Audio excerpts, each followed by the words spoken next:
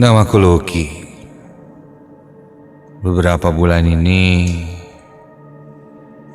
aku menghabiskan waktu liburan semester kampusku yang panjang ini di Bandung. Tepatnya di rumah om dan tanteku. Namun aku tidak pernah menyangka aku akan mengalami kejadian yang mungkin bisa dibilang mimpi burukku di liburanku ini.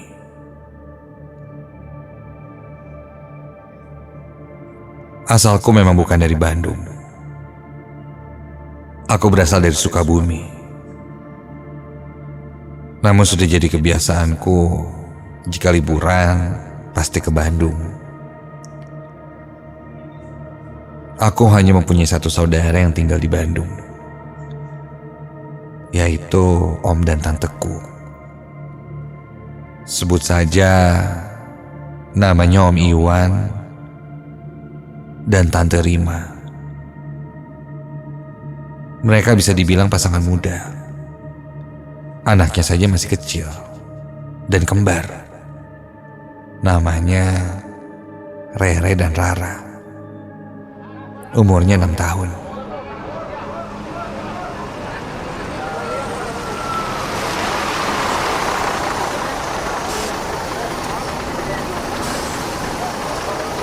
Singkat cerita, jam 3:30 sore aku sampai di terminal Lewi Panjang.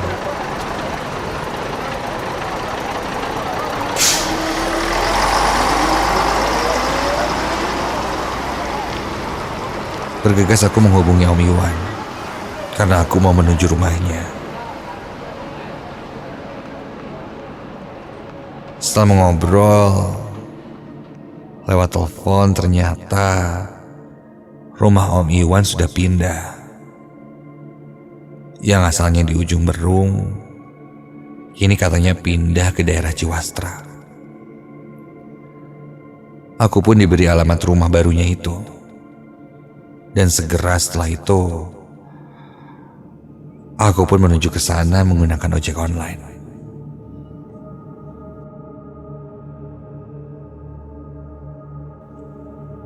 Sekitar hampir jam 5 sore, aku pun sampai di alamat yang diberikan oleh Om Iwan. Terlihat sebuah rumah besar. Rumah itu bernuansa natural, di mana beberapa dinding itu kayu, namun memang dari gayanya rumah ini rumah tua. Begitu datang, Om Iwan kulihat sedang ada di halaman depan dan memasukkan beberapa koper ke dalam mobil.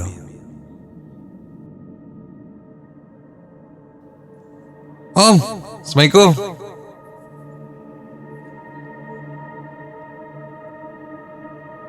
Om Iwan langsung melihatku dan menyambutku dengan pelukan.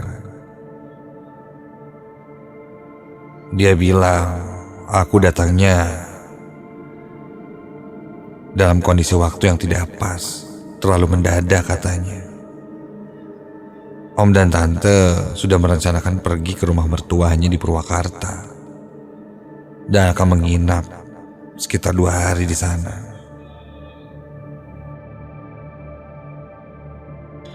Tapi dia bilang tidak apa-apa aku tinggal saja di rumahnya itu. Di sana ada satu pembantu yang akan menyiapkan segalanya untukku.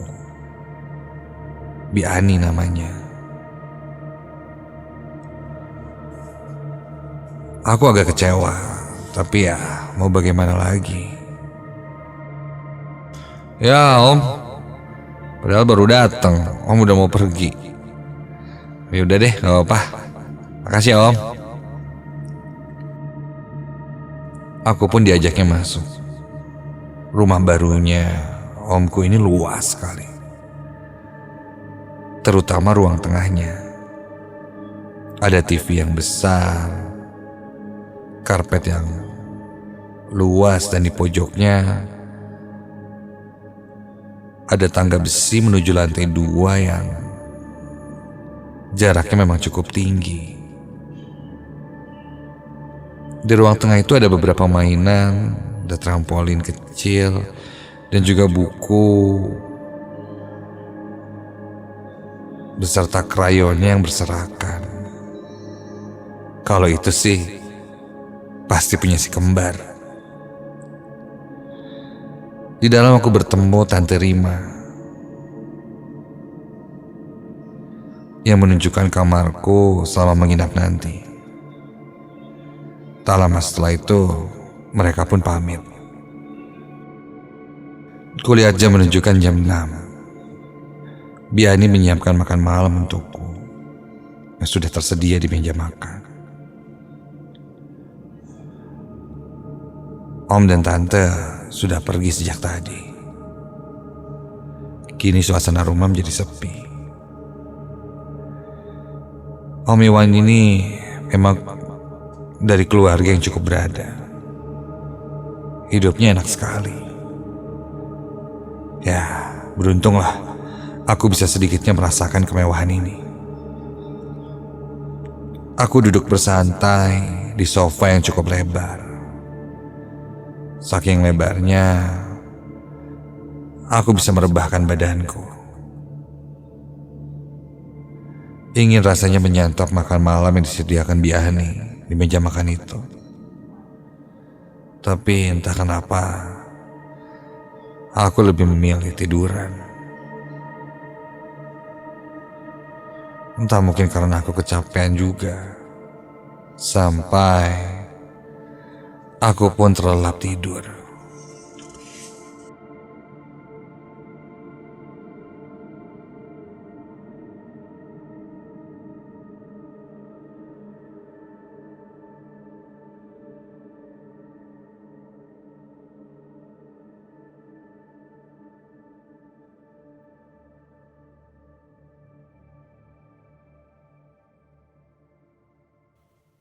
Entah untuk berapa lama, tiba-tiba aku merasakan ada yang meloncat-loncat di atas kursi yang kutiduri ini.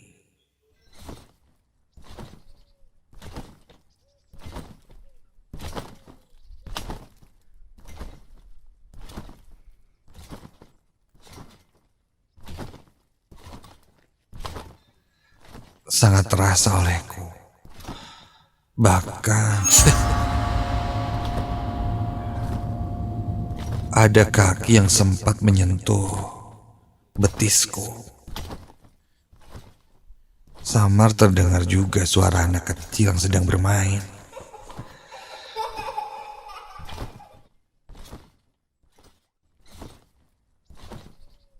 Aku yang masih setengah sadar itu terbangun. Dan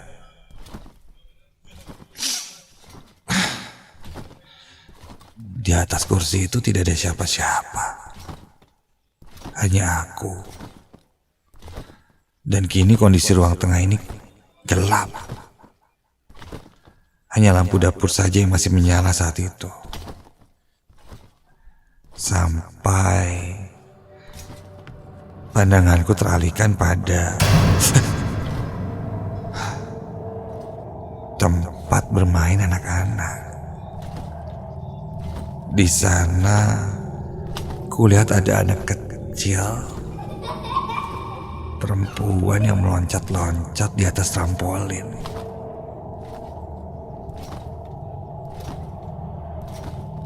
Karena gelap, jadi yang kulihat hanya bayangannya saja. Mungkin itu Rere atau Rara, anaknya Om Iwan. Aku pun bangkit dan mendekatinya. Rere? Rara? Ini Rere apa Rara ya? Hei. Sampai langkahku terhenti ketika aku baru sadar. Iya juga, Rere dan Rara kan ikut bersama Om Iwan dan Tante Rima.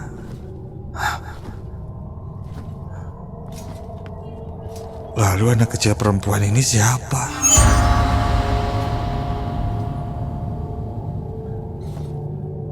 Ketika langkahku terhenti, anak kecil itu pun terlihat turun dari atas trampolin itu dan kini berdiri kaku melihat ke arahku.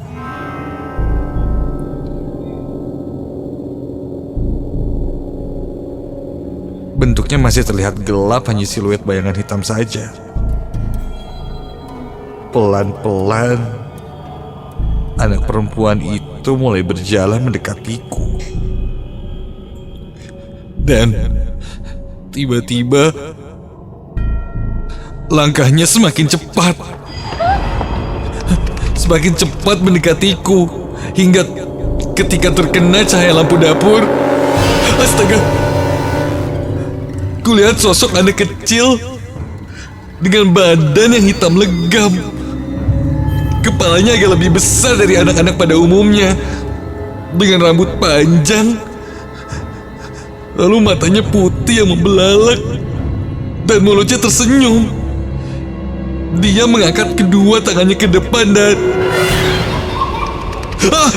dia berlari ke arahku dan berlari sangat cepat. Kontan aku berlari menjauh. Sosok anak kecil hitam itu terus mengejarku sampai aku menabrak sofa panjang dan terjatuh.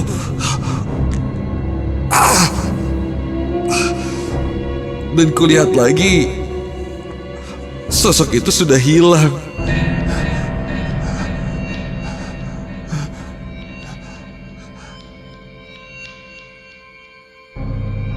Di saat keheningan itu terdengar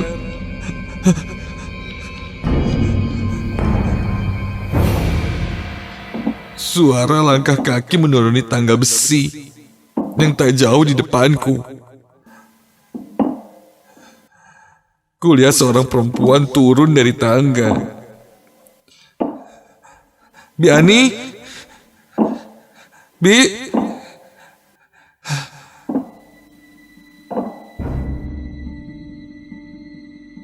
Bi Ani terlihat melambai ke arahku,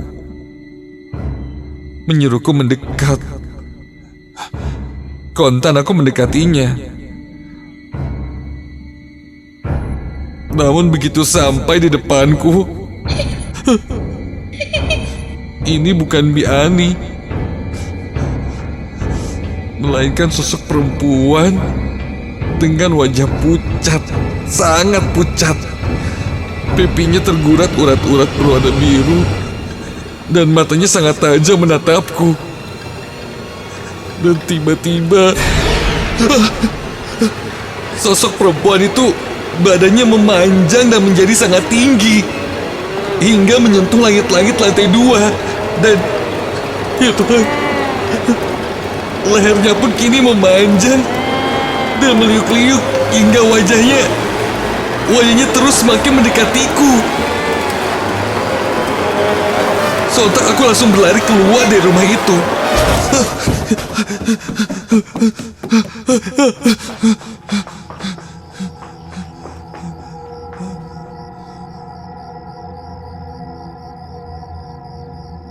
Untuk beberapa waktu, aku menunggu di luar rumah.